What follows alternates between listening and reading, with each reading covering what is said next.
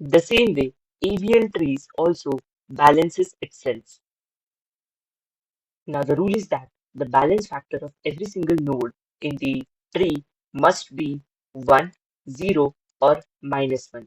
So what is the balance factor? Let's see. So to calculate the balance factor of this particular node, we need to find out the difference between the height of the left subtree and the height of the right subtree. So you can see that the height of the left subtree is 3 and the height of the right subtree is just 1. So if you subtract 1 from 3, you get 2 as the balance factor for this particular node. So 2 is not among 1, 0 or -1. Hence, this particular tree is not a balanced tree. Now to make the AVL tree balanced, we need to follow these 4 rotations. First is the LL rotation, which is left-left rotation. Now, when we talk about the LL rotation, now we need to use this particular rotation when the scenario is something like this, when the new node that has entered to the left of the left subtree, which is to the root node. Now, when this scenario occurs, we need to perform the LL rotation. Now, in LL rotation, we need to rotate this particular tree clockwise. That means this particular node which is at the middle, we need to rotate it clockwise and we need to get a scenario where this particular node will now become the root node, something like this. So this is B and this is C. Now in this case, it will be like B the left node and C will be the right node.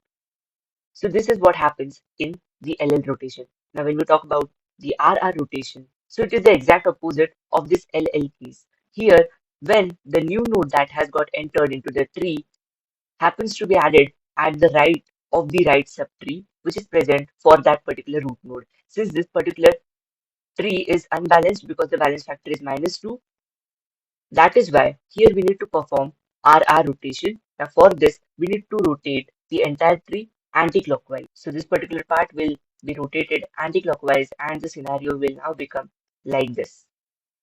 So if this particular node is A, this is B, this is C, the scenario now will be, this will be the B node, this will be the A node, and this will be the C node.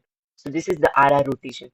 Now when we talk about LR rotation, now this case happens when the new node that has got entered into the tree, it is added to the right of the left subtree of the root node. So this is the case for LR rotation. Now in this case, you need to perform two operations. First, you need to perform RR rotation and then you need to perform LL rotation. So always remember LR equals to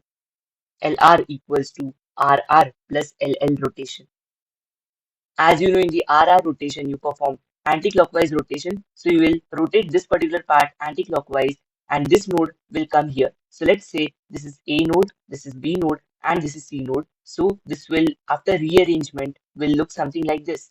A will be here, C is going to be here, and then B will be like this. Now, once this is done, the next part is LL rotation. Now, you already know in LL rotation, we perform the clockwise rotation of this part. So, we'll rotate it like this. So, C node will come at the middle as root node, and then B will be at the left and A will be at the right. So, this is how you perform the LR rotation. Now, in the comment section, tell me how we can perform RL rotation by applying similar logic that we have performed in LR rotation. Okay, let me give you a hint that in RL rotation, we need to first perform LL rotation and then we need to perform RR rotation. So it's a combination of these two. So I hope how AVL tree balances itself is clear to you all. With the help of all this rotation, the tree balances itself.